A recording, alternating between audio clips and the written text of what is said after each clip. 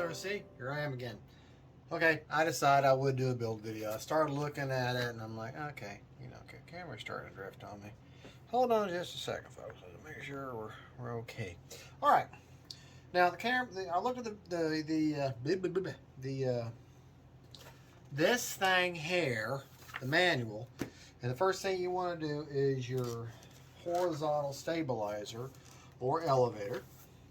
And I did the unboxing, and yes, like any other time you get a plane, take your hinges, work them. Work them hinges. Now, the other thing is get yourself these little magnetic trays. You can get them a couple bucks each, that way you put your different screws. And I was, as I said in the unboxing video, I was right. A 2mm hex drive screwdriver is all you need for the majority of the screws. The other you do need is a Phillips head for this part right here we're getting ready to do. You're going to see two little black screws. They're the only ones they're the only one. There's only two of them. They're the only ones in the kit. And what they're for is self-tapping screws for your elevator. Okay, now got your elevator spar. Goes in so far. The spar goes in so far. Okay. You're going to see a little hole there. Pay attention that the painted side goes down. If I remember right, yeah. Painted side goes down. There's a hole there. You're going to slide that bad boy in. Now I'm going to show you a little pro tip or a freebie. If you're putting an elevator in like this into a foam and it doesn't quite want to go, just kind of squeeze, take your thumb and just kind of squeeze that foam down just a little bit. You'll find that it works. It just slides in so much easier. If you ever get the FMS Pilatus PC21 over, you really got to do it with that one. Okay, so we're going to put that in there. I'm going to squeeze this down here on the same thing here. Okay, now these two elevator halves are keyed together. They'll slide right in. See how it automatically keyed right in with each other. Nice, tight fit, but not so tight that it's irritating. Okay, let's move the wing out of the way. And hold on just a second, folks. Something I want to do. I have a plane stand somewhere. But I think it's buried. I've been reconfiguring my man cave, and I put stuff places and forgot about needing it. So let's go the old handy dandy pillow. And the reason for that, you're pressing down. You don't want to, press your foam into perch your plane into something hard. Okay, now I'm going to take a look. See the little holes, and they're keyed right there. Hopefully this one's magnetic. Yeah. Okay. All right, that's gonna very obvious. Very obvious. Now I have not put this plane together and taken her back apart again, just so I knew what I was doing with the video. I don't like the way this one.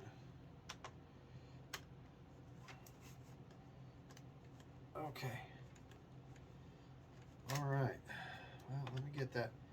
You'll go down. It's kind of has a recessed area that it'll fit into, and that's where it stops. Very obvious. Okay. All right. Don't get in any hurry, folks. Don't get in any hurry on any step.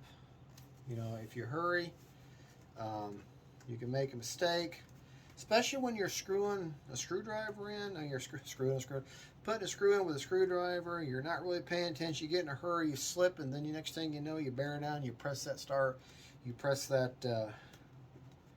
screwdriver right through your surface of your wing there or something. Now that just goes in there, and like I said, you don't want to. It has a stopping point, but just don't go crazy with it. Nice and snug and tight. Okay. But that is in there. Okay. Now let's return our attention to the front gear. Okay. Now you're going to find it takes 4 pieces. Okay. You got your right gear, your left gear. Okay. They flare backwards. In other words, when I set this in there like that, see how it flares back this way? Okay. Flares backwards. So you set both of these in here. Now, each of these little brackets that you have are labeled right or left. Okay? So I'm going to put, and I think they're only going to fit one way. I should say right or left on it. Okay, there's the right one. Goes this way then. Yeah, it only fits one way. It's very obvious how it fits. Just so you'll know, you see the rounded edges there? Right there, the rounded edges. That's how that fits in there. Just kind of put, and just, let's see, it's obvious. It only goes one way. Remember I said 2mm hex drive. Okay? You've got 4 of these screws. You get 1 extra because they know you're going to drop one like I do. However, with the wing bolts, you only get 4, and it takes 4. So this is why I like using these little magnetic trays. And that way, if I do drop it on the floor and I can't find it, these has real strong mag. I can run that over there, and it'll pick that right up for me. Okay? So, because you can't always see it. When you get old like me, your eyes, you're like, ugh. So those magnetic little trays. I actually have a really big one, and right here. And look at that. Look at it. It's holding all of my tools there. You run that across your floor, you'll pick that screw right up. Like just, if it'll pick up tools, it'll definitely pick up your screws that you drop. And you want these screws to be nice and tight. You'll feel them sink down. You want to get them nice and snug. Don't get them so tight though, because you can strip this stuff out. So just get it down there nice and snug and stop. Don't go crazy with it. Okay? Just nice and tight, and just don't crank down on it. Okay? You're a lot stronger than what this is designed. So just get her in there nice and tight, nice and flush. There. Okay. And that's one of those things you just can't really show someone how to do. You have to kind of figure that out on your own. Okay, look what we got already. We've already got the landing gear. We've already got the tail and the rudders already, so now we're going to put the wing on. Now, pay attention. These quick connects, don't just slap the wing down in there, okay? Take your time. Line it up. You'll feel it. Just let it sink in. All right, don't go crazy. Don't do that either. All right, just let that sink in. Now you got these longer bolts. I don't know. I'm sure the manual says how long they are. But they're the only ones. They're obvious. They go for the wing. Okay. Hope I'm not like right up in you there. But right up on the camera there. But just sink those down in there like that. Putting this on a pillow or the plane stand. This is Brian Phillips, one of his tips, and I fully agree with him. It protects the plane. If you've got a plane stand, it's got the nice foam protection. And that's what you want to do. All right, well, let's take. All right, yeah, starting to really grab now. Get it down tight, and then about half a turn. One thing you can see is these. Let me get maybe this one will show me. But you get it down there when you're connecting a wing, and they've got these plastic doublers here. That's what we call plastic doublers. If they start sinking in, you start seeing cracking around, stop. Don't go any further. Okay. In fact, back off half a turn because you're just getting too tight now, and you're going to be fatiguing it. You got to remember, just get it down nice and tight. You see it nice and snug, you'll feel it stop. Don't go any further.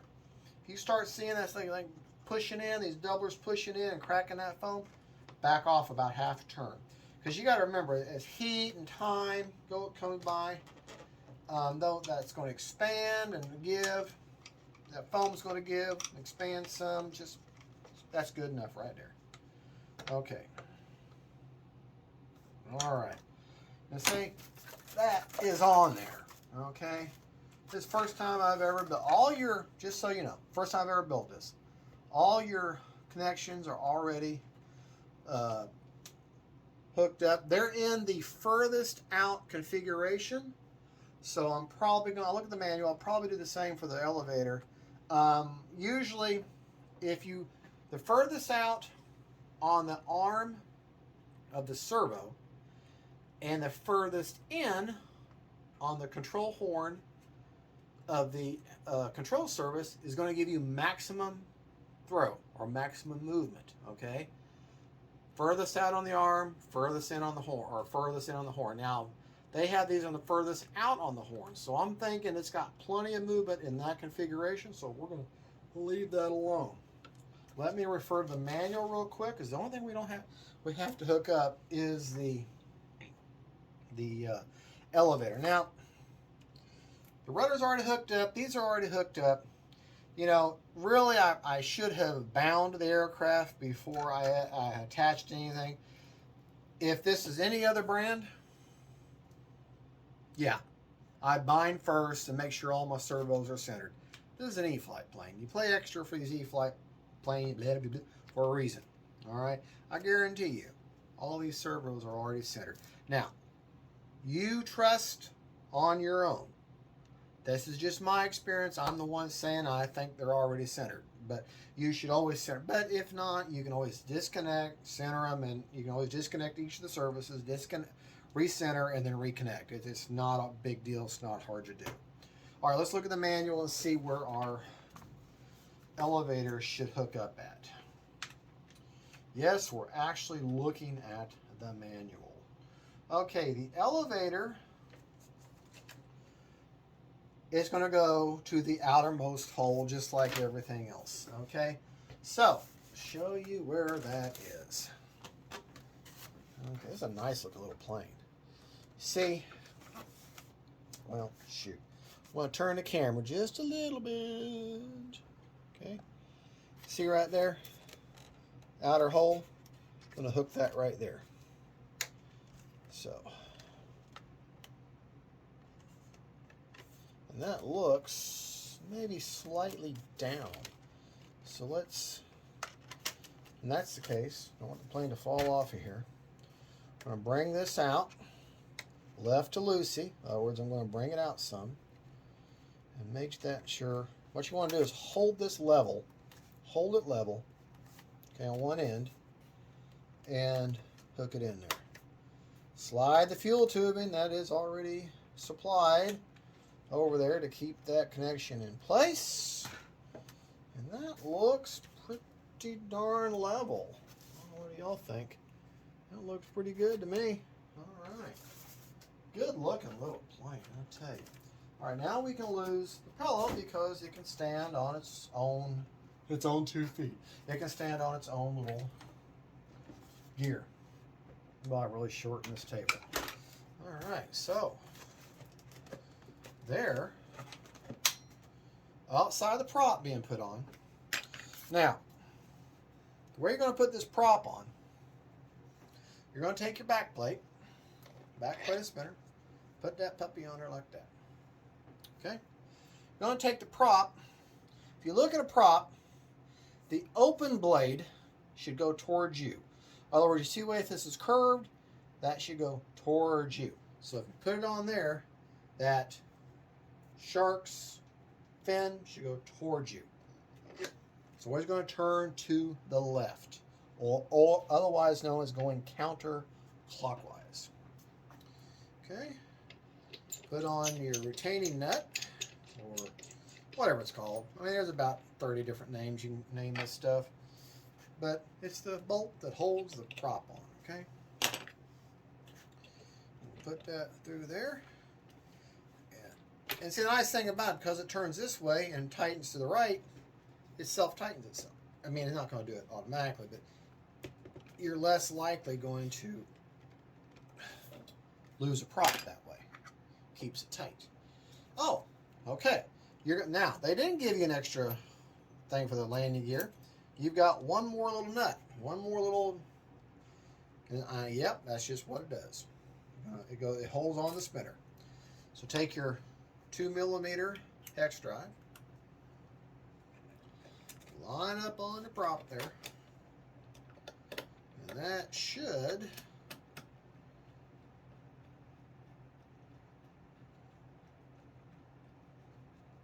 maybe, and hey, I've got bite. Oh, it's biting me, man. Okay, all right. Your plane's together. Your plane is together. Look at that. Is that not beautiful? One more thing that is just a scale detail. You have a choice. Now, carefully push your flaps down. Don't yank on them, just push them down. You have a choice of two details. You can put scale details. You can put the little steps on there, like a personal step, or you can put a cover on there. Okay? It's your choice. I'm going to put the steps on there because that makes it look correct. Now,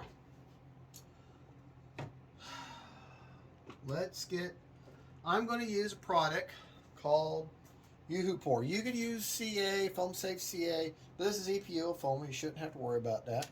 I'm going to put them in. They fit one way, very obvious. Okay, I'm going to put a little bit of Pour, which is the same thing as foam tack. Just with Pour, you don't have to get it as stringy and let it sit for long. It's a little bit quicker, in my opinion. Just like you would foam tack, put it in there, pull it apart.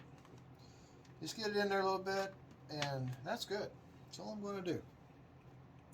And in an hour or so, you ain't getting it back out again. So put a little glue on there. Put a little glue on there. Clean up your mess, and you're in good shape, man. Sloppy Joe. All right, find the cap. Okay, we have the plane. And I said I wasn't going to do the build video. Okay, put my flaps back. So strong. All right, well, there you go. That is the RV7, right? Am I saying that right? RV7 1.1 meter home kit, replica of the home kit, very famous. And this plane is officially licensed. Don't know the specs off the top of my head as far as the model, other than the fact that it is a 1.1 meter wingspan.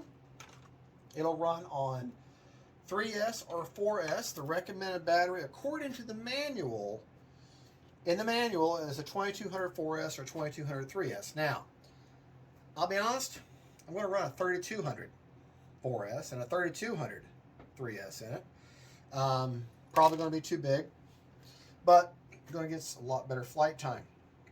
Now, CG on this plane, let's just see if it happens to be where those little red markers are. Those are like where you'd put your fuel, I guess. I don't know. They're just stickers on there.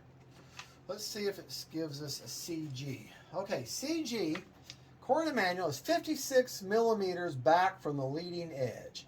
And the way, I just kind of gauge it by the way the picture is. Okay, leading edge looks like it's just a little bit, so basically going to be kind of even about maybe, oh, not very far, about, what about there? I know I'm very scientific, aren't I? Right about there. Right about there. Maybe an inch in on this marker and then straight out. Don't have a battery in it, but let's see how she does with a battery. About an inch in on the marker, and she's fine there. So let's see if I put a 2200 4S battery just in there, just to feel it. I'm not going to turn it on or program it, or I'm just going to put it in there.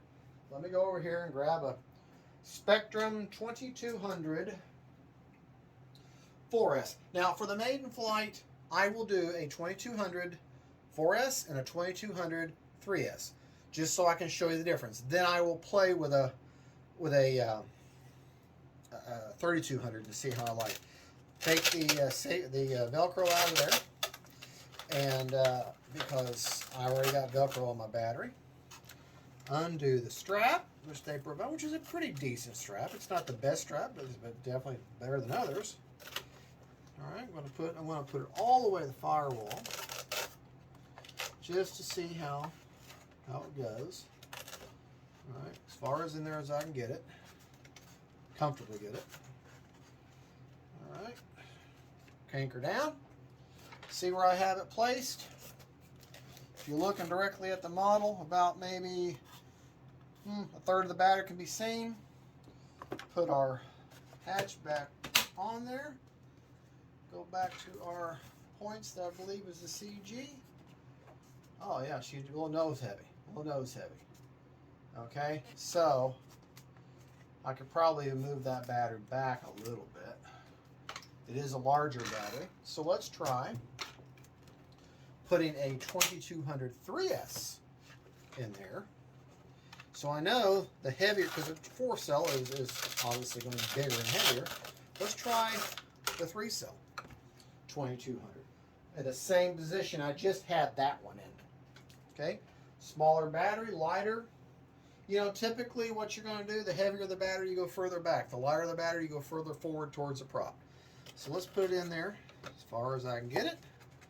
Crank that bad boy down. Oh, come here. That thing about Velcro that sometimes kind of grabs a hold of everything. All right, get that in there. Put the hatch back on. That way you've got everything you normally have in flight. And turn that puppy over. Put the CG is about 1 inch in on that black.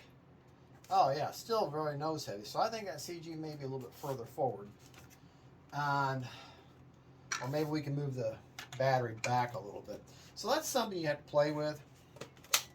And find your CG. I just need to go in there, measure, and actually mark it where it's at, and then move your battery back and forth based upon that. And what I like to do is, what I can do, is take, you know, if it says it's 55 millimeters from the leading edge, okay, well, take a ruler, okay? Find your 55 millimeter mark, which in this case would be right about there. And that's, going to be just before those, right at the very end of that decal right there. So right about there, according to that, right about where that starts is where that is. Slap that 2200 4S in there again. Okay, let's see what that is. If I go right there at the beginning, hey, look at that, look at that, look at that. Yeah, there you go, baby. Right there. Okay, so right there at the front of those decals, that's your CG mark. Put it there, and then adjust your battery backwards or forwards depending on your flying style. If you like your plane to be nice, straight, and level, you know, then you adjust accordingly. If you want to be slightly nose heavy, then you adjust accordingly based upon the front of those decals there. Remember though, the thing about planes, batteries, and CG. A nose heavy plane flies poorly. A tail heavy plane flies once. So you want it level or slightly nose heavy, somewhere in there. You don't want tail heavy because you got a one-shot deal then. Okay. Folks, thank you so much for watching. I will do another video on the radio setup, but this is just the basic build and figuring out the CG. And thank you so much for watching. Don't forget to like and subscribe. God bless y'all. Hit that, all that YouTube stuff, you know, hit that bell. That way you'll know when I load up a video. Hit the thumbs up, hit a like. That way I know you like what I'm doing. And please subscribe. It's free. It don't cost you nothing. Not a thing. All right, folks. Y'all have a good one. Let me turn my camera off. Bye.